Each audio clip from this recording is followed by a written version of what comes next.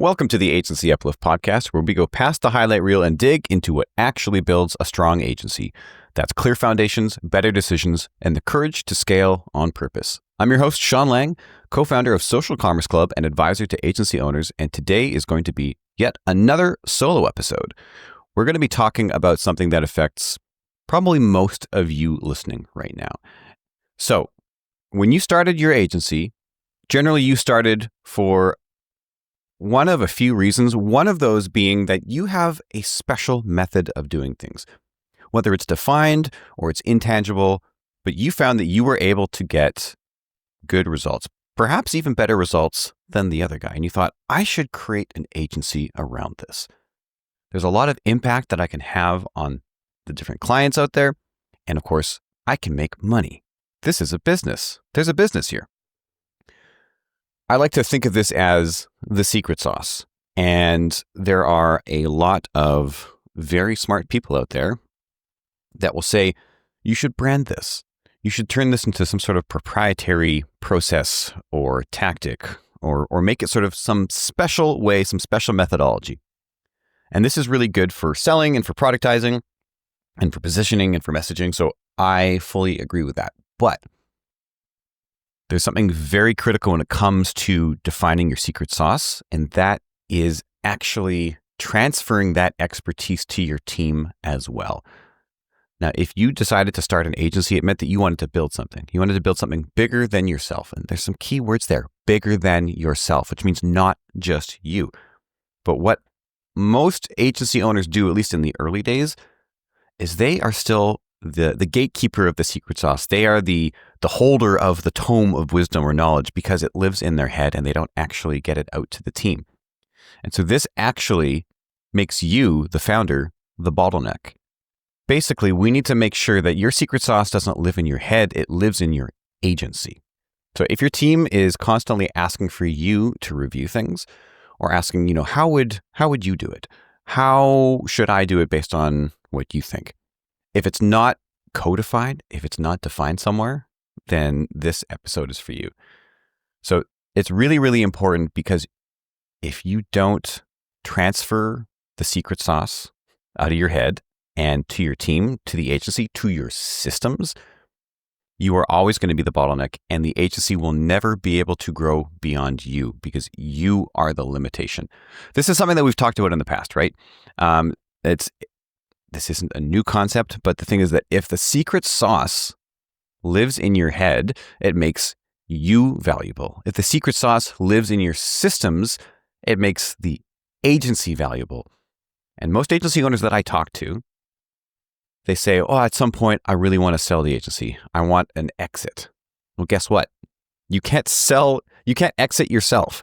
You can't sell yourself. You need to sell the agency, which means that you need to parachute in. You need to build the agency. You need to imbue it with your values and your systems and all of those things.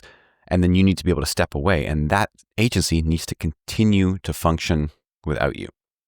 So the benefits when you codify your methodology or your secret sauce, I'm going to keep saying secret sauce because it's funny, but also you know exactly what I mean. The benefits of when you codify it is you and specifically your team are going to enjoy more consistency and speed. You're going to get more crisp deliverables. Things are going to be delivered on time. Ownership will be clear, and you'll have quality control gates, which are going to cut, what could be potentially scope creep or maybe missed deadlines. And at least somebody on the team besides you, at least somebody is always going to know the true definition of what good looks like, which again means that you don't need to be the gatekeeper. When you codify your secret sauce, it's going to benefit your team performance.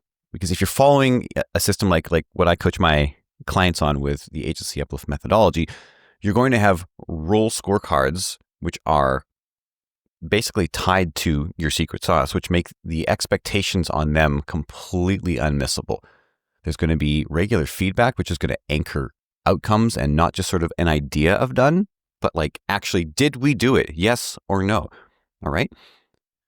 It's also going to give you better margins because you're going to be doing less custom things, which is going to result in less chaos, which means you make more money, right? Things are more predictable. And if you make more money, that means that you can scale. You can invest in more team members. You can invest in more sales and marketing. You can invest in better tools. You can invest in training and development, and you can grow and grow and grow. So this is actually going to allow you to do better work for your ICP. It's going to allow you to create tighter SOPs, and you're going to do less and less one-offs because, again, the methodology is out in the open. It's been defined. Your secret sauce is no longer secret to the team.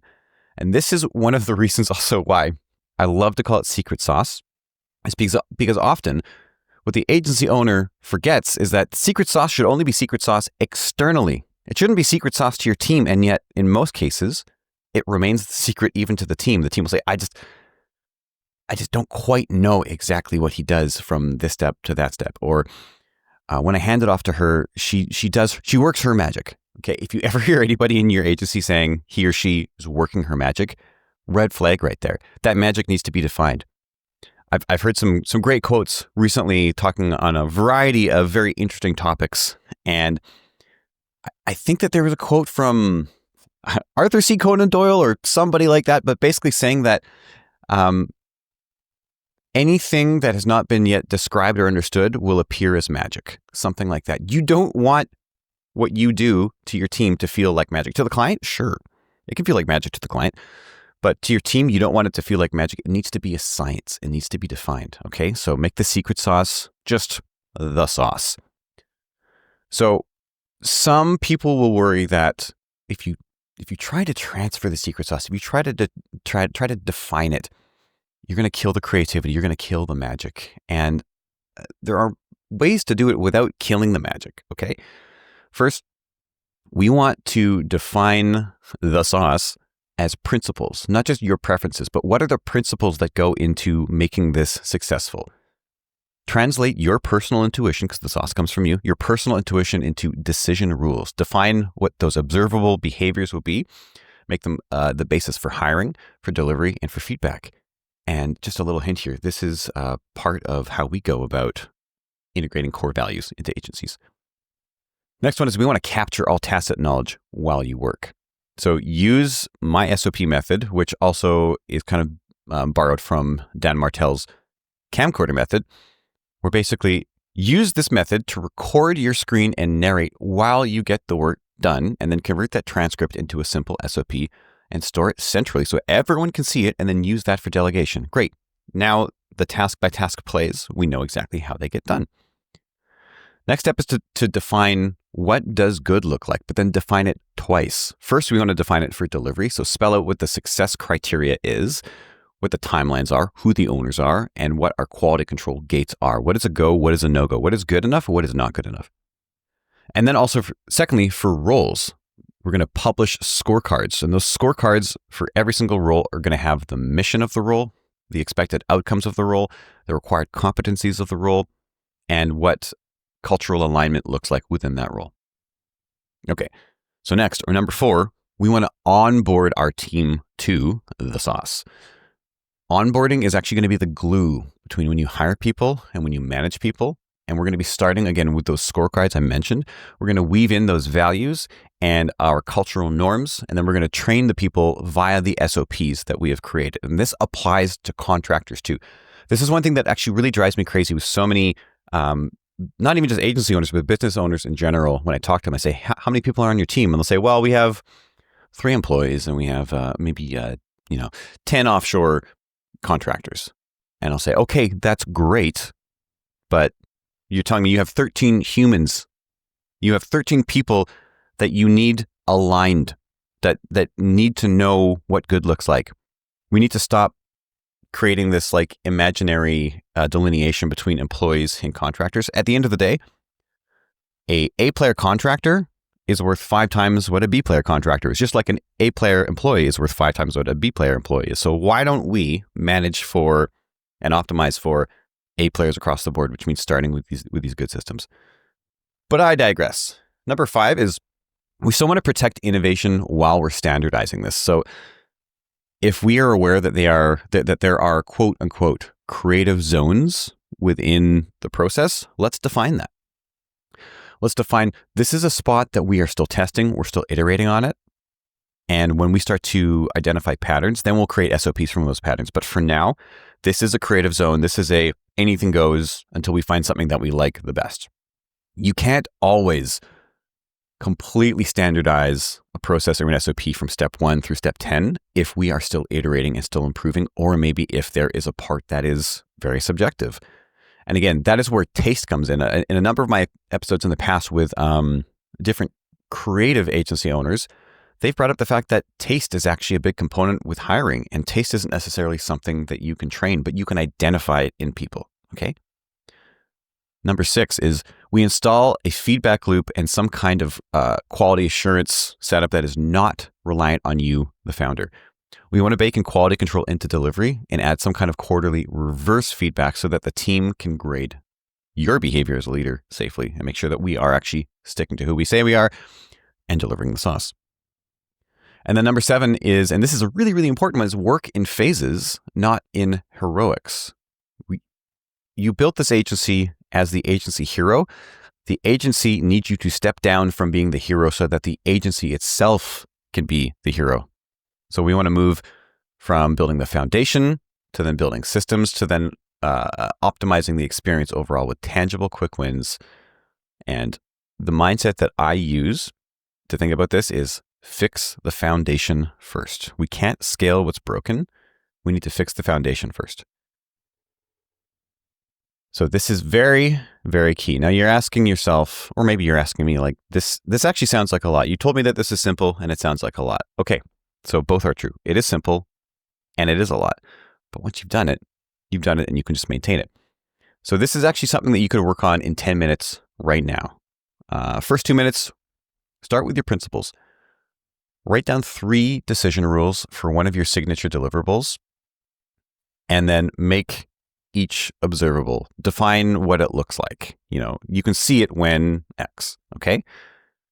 Step 2, and this should take you as long as it takes to do the task for the deliverable, is record it, right? So record yourself doing it on a screen capture and narrate and do a single pass of that deliverable, and then save the video and transcript and turn that into an SOP. Step 3 is define what done looks like and build in some basic quality control. So at the top of a fresh document, add a definition of done and then one quality control gate with an owner. So who owns this and what is a go, what is a no-go, okay? 4, make sure you have assigned an owner with a scorecard. Assign a single owner. This is key, not multiple people, because if multiple people own something, nobody owns it. So assign a single owner to this thing and paste their role's mission and their top 3 outcomes from the scorecard. Number 4 is just do a mini onboarding with this person, okay? Do a 15-minute brief to walk the owner of this deliverable through the principles, through the expectations, what the norms are, and just keep in mind that this onboarding does not count as task training. This is alignment. They need to understand how to do the task first. And then number 6 here would be just flag any experimental steps, any test steps as our creative zone and add extra criteria. Like maybe after we've seen 3 iterations of a similar pattern, we're going to create this into an SOP or some kind of definition of quality or good. And then number 7 is a feedback pulse. Okay, so ship a 3-question anonymous form to the owner after their first run to find out, from their point of view, the clarity that they had, obstacles that they noticed, one improvement that they think that we could make. And keep it anonymous, unless, of course, it's only one person. Then it's not going to be anonymous and you're going to know exactly who it was. These are some simple steps.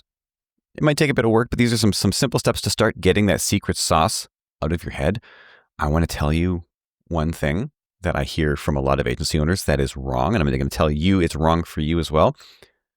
You are not special.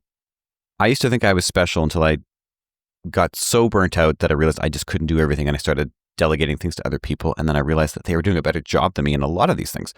You are not special. You're just an entrepreneur, and you are used to grinding, but often if you can delegate to other people, if you can get the secret sauce out of your head into other people, you'll find that they can actually do sometimes just as good of a job as you, if not better, but generally about 80% as good as you, and 80% is enough to free you up to then start to work on other areas of the business.